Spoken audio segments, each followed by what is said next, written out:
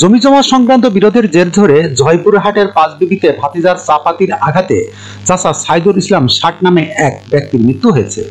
বৃহস্পতিবার ৩০ জানুয়ারি রাতে বগুড়া শহীদ Zia medical college হাসপাতালে চিকিৎসাধীন অবস্থায় তার মৃত্যু হয়।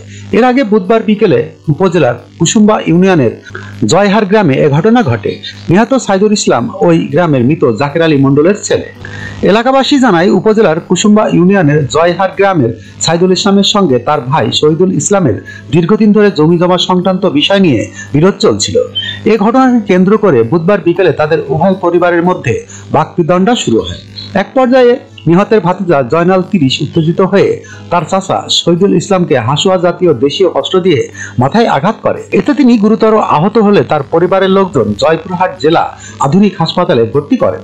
সেখানে তার অবস্থা অবনতি হলে রাতেই বগুড়া শহীদ জিয়া মেডিকেল কলেজ হাসপাতালে নিয়ে গেলে সেখানে চিকিৎসাধীন অবস্থায় তিনি মারা যান।